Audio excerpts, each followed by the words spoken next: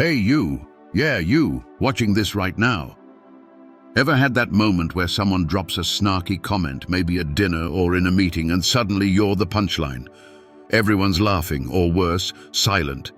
And you're just sitting there, smiling like it's fine, but inside, you're burning. Your chest tightens, your face gets hot, and you're wondering, why me? Do I have a sign on my forehead that says, "Humiliate me, please"? Spoiler, you don't. It's not you, it's them. And today I'm spilling the tea. 6 reasons why people try to tear you down in front of everyone, and how you can rise above it with some ancient wisdom that's cooler than you think. Stoicism. No revenge plots, no yelling, just pure unshakable strength. Sound good? Smash that like button, hit subscribe, tap the bell, and let's dive in. You with me? Comment yes below. Let's do this. Reason 1, they smell weakness, but you're stronger than you know. Reason 1, they sense weakness. Picture this. Some people are like wolves sniffing around for prey. They don't growl or pounce right away. They watch. They wait. The second they see you hesitate, maybe you stumble over your words or shrink a little when they jab, they're in. Boom. A sarcastic dig here, a joke that stings there. And if you let it slide, if you laugh it off or stay quiet, they think, oh, this one's easy. And they keep coming. I've been there. Early in my career, I had this boss, let's call him Dave. Dave loved a good zinger. In meetings, he'd say stuff like, oh, maybe this is too complicated for you, or don't worry, we'll catch you up later, with this smug little grin. Everyone chuckled, so I did too, at first. But every time I let it pass, it got worse. Why? Because I was training him to think I'd take it. Here's where Stoicism swoops in like a superhero. Marcus Aurelius, he's this Roman emperor who wrote some of the deepest stuff ever, said, you have power over your mind, not outside events. Translation? You can't stop Dave from being a jerk, but you can stop him from winning. How? By deciding his words don't get to you. Next time someone tests you, don't laugh it off. Look them in the eye, pause, let the silence hit, or just walk away. No explanation needed. It's not about fighting, it's about showing you're not their punching bag. I started doing that with Dave. One day he threw his usual line, and I just stared back, calm as a rock. He blinked first, and guess what? He backed off. They always do when you stop playing their game. You've got that power too. Protect your dignity. It's yours, not theirs. Like this vibe? Hit that like, let me know. Reason 2, they crave control, but you're the boss of you. Reason 2, they want control. Humiliation. It's their sneaky little power grab. When someone blasts you in front of a crowd, oh, nice try, but they're not just talking. They're trying to shrink you so they can feel tall. It's like emotional Jenga. They pull a block from your stack, hoping you topple. I had this coworker once, super charming, but oof, she could cut you down fast.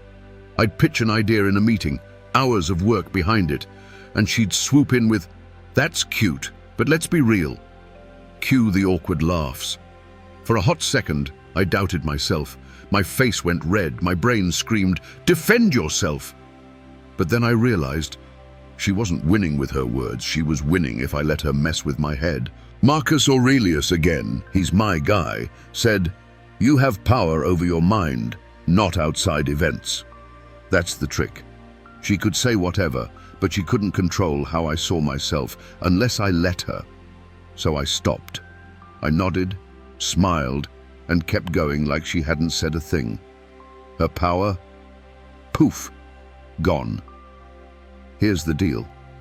People who humiliate you often feel small inside. They're not strong, they're desperate. You're the boss of your mind. Don't hand them the keys. Stand tall, stay calm, and watch them fizzle out. You're untouchable when you refuse to play. Loving this? Subscribe, we're just getting started. Reason 3, they're jealous of your shine, and that's their problem. Reason 3, they envy you. Yeah, you heard me. Sometimes people don't humiliate you because you're weak. They do it because you're strong. Your confidence, your hustle, your vibe, it's like a spotlight, and they're squinting in the dark. Instead of stepping up, they try to dim you down. Think about it. Ever notice how the loudest critics are the ones who secretly want what you've got? I had a friend, who'd always toss little jabs my way. I'd share a win, like a project I nailed, and she'd go, "Oh, must be nice to have all that free time." Ouch, right? At first I thought, what's wrong with me? Then it hit me. Nothing. She was mad because she wasn't chasing her own dreams. Seneca, another Stoic rock star, said, "It's not the man who has too little, but the man who craves more, who's poor." Boom. They're not attacking you.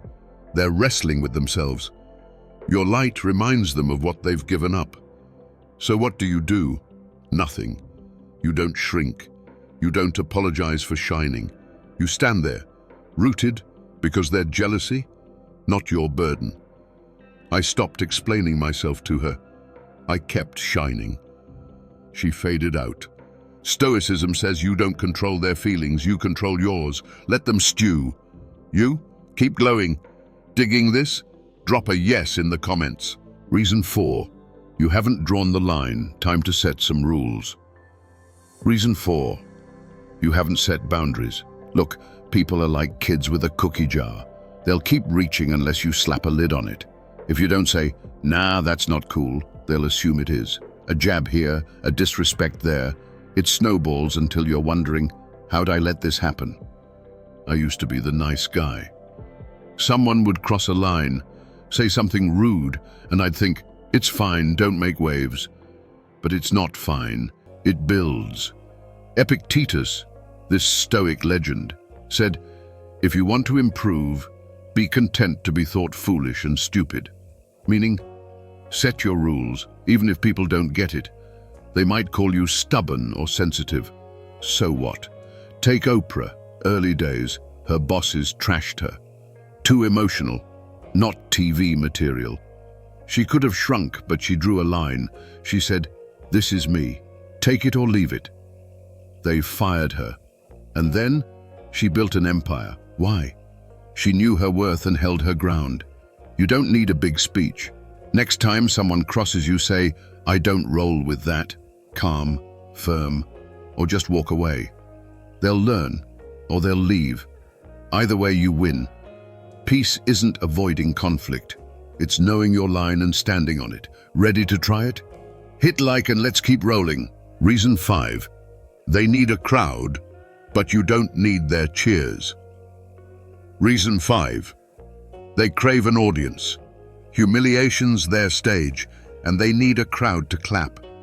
Ever notice it rarely happens one-on-one? They wait for witnesses, co-workers, classmates, family, because without the laughs or gasps, it's just noise. I saw it in school. This kid, quiet, kept to himself, got targeted by the cool group. They'd mock him in the cafeteria, loud enough for everyone to hear. Why? The crowd made it real. People laughed or looked away, too scared to be next. Psychologists call it de-individuation. In a group, folks ditch their backbone. But Marcus Aurelius? He'd scoff. He wrote, "The opinion of 10,000 men is worthless if they don't know the subject." He was Rome's big shot, but he didn't need applause to feel big. Neither do you. When they try to shame you publicly, their power's in the crowd's reaction, not their words. Don't give it weight. Stand tall, even if it's just you. I've faced it too. A boss once chewed me out in front of the team. I didn't argue. I nodded, finished my work, and left the room like a king. The crowd, they don't matter. You do. Stoicism's about your strength, not their noise. Loving this? Subscribe, don't miss the next one. Reason 6. They think you don't know your worth, but you're about to prove them wrong. Reason 6. They sense you don't know your worth. This one's deep. If you're still figuring out who you are, they can smell it, and they pounce. Because if you don't believe you're enough, their jabs stick. I felt this young. Shy, unsure, I'd take every insult like it was truth. Epictetus said, "No man is free who isn't master of himself." Freedom's not money or status. It's knowing you're solid, no matter what they say. Look at Eleanor Roosevelt. Her mum called her granny, mocked her looks. She could have crumbled, but she built herself up. As First Lady, critics trashed her, her voice, her activism. She didn't flinch. Why? She'd decided her worth. You can too. Next time they try to cut you down, don't bend. Stand, reflect, know who you are. When you do, their words, they bounce off. You're not begging for respect, you're claiming it. That's Stoic power. Try it. You'll see. If this hit home, smash that like, subscribe, and tap the bell. Let's grow this crew of strong, unshakable souls. So there you go. 6 reasons people try to humiliate you, and 6 ways to rise above. They test you. They envy you. They crave control. But you? You've got Stoicism in your corner. You don't need their approval. You don't need to shrink. You just need you, calm, clear, and unbreakable. Thanks for hanging with me. If you loved this, hit like, subscribe, and let's keep this journey going. Comment yes if you're ready to stand tall. You've got this. Dignity's yours. Own it. See you next time.